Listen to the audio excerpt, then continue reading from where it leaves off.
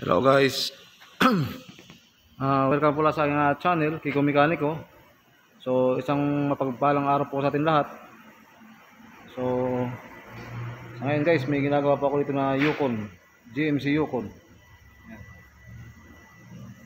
2004 model. Yan guys. Mapapansin po natin nakaangat sa lifter. V8 engine po ito guys, 2004 model na Yukon. Yan. So,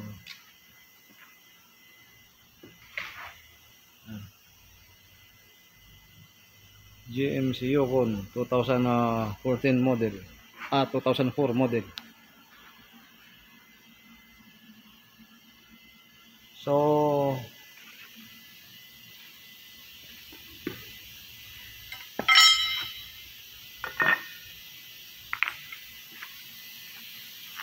buksan ko lang po yung ilaw guys.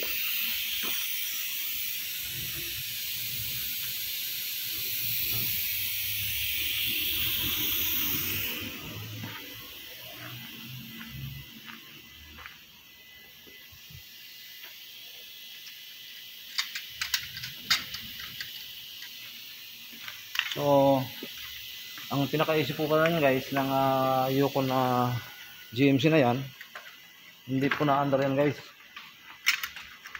Hindi po na-under yan. So nung chinek ko po ito guys sa scanner, ang lumalabas po na trouble code ay U1016, no communication with the ECM or electronic control module. So yan po yung lumalabas guys na trouble code, no communication sa ECM. So ang ginawa po nito guys, chinek ko po yung connector ng ECM, baka naglulus. Okay naman yung mga linya ng kuryente, chinek ko po, okay naman guys. Kasi pagkagawin po guys yung trouble code, meaning baka gulos lang yung mga connectors sa sakit sa ECM, or minsan sa harness may corroded or naglulos contact, yan. Kaya bakit po nakakaroon ng trouble code na U1016, lost communication with the ECM. Yan, medyo sinaga ko rin po guys yung paghahanap ng trouble na ito. So sa ngayon guys, gusto ko po sa inyo ipakita na bakit po lumalabas yung trouble code na U1016 or no communication with the ECM. So may isa po yan guys na may isa po to guys na ground na nakabit sa block mismo.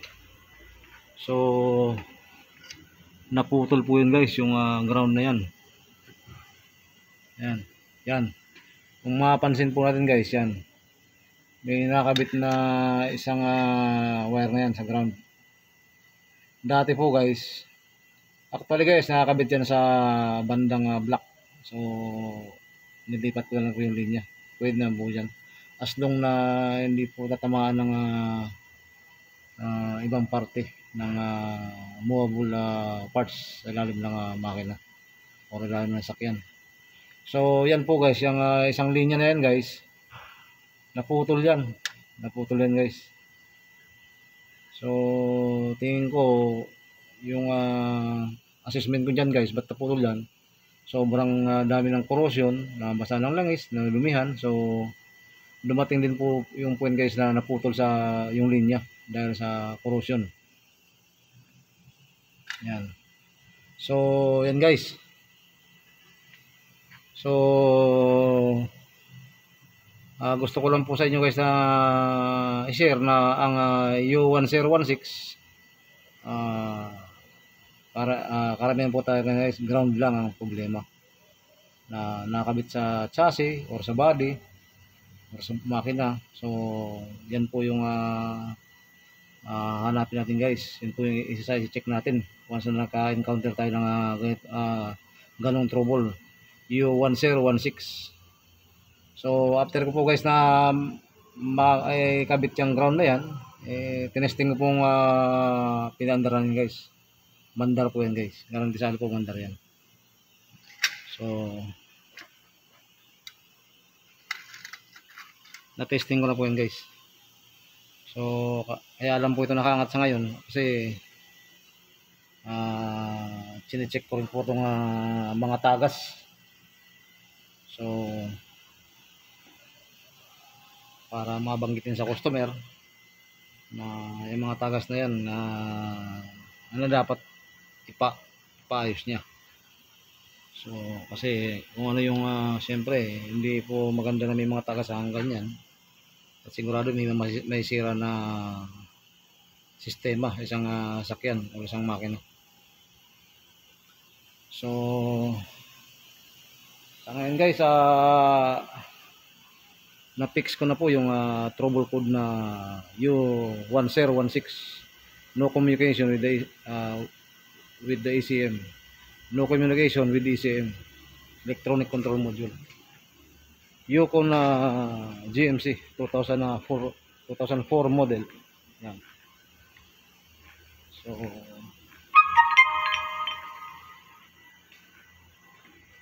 pag naka-encounter po kayo guys ng ganitong trouble, una po natin gagawin, i-check po agad yung mga harness, yung connectors ng ECM at yung mga grounds. Baka corroded. Kailangan linisan at baguhin yung connection. So, yung corrosion kasi guys, isa yan sa malaking factor bakit magkakaroon ng lost connection yung mga harness. Lalo na yung mga electronic control na yan guys, medyo maselan. Kasi yung mga tumatakbong kuryente sa mga kadawar niyan guys, sukat lang po yung mga kuryente. Sumobra man o kumulang, makaka-affect po guys sa sistema. So, ayan guys. Sana po nakapag-share po ako sa inyo ng konting kalaman tungkol sa ganitong sitwasyon o ganitong trouble. U1016, no communication with ECM. So, sana po guys, subscribe niyo na po yung aking channel, Kiko Mekaniko. At pakipindot na rin po guys yung notification bell para every time po guys na mag-upload ako ng new videos, ma-updatein po kayo guys. So malaking kalaman din po ito or malaking bagay din po ito guys para sa mga kaibigan po natin na gumagawa ng sakyan o sa mga kaibigan po natin na nag-aaral ng automotive. Sa mga car-owners natin po guys, malaking bagay din po ito. So, hanggang sa susunod po ulit na mga video guys, maraming salamat po. God bless.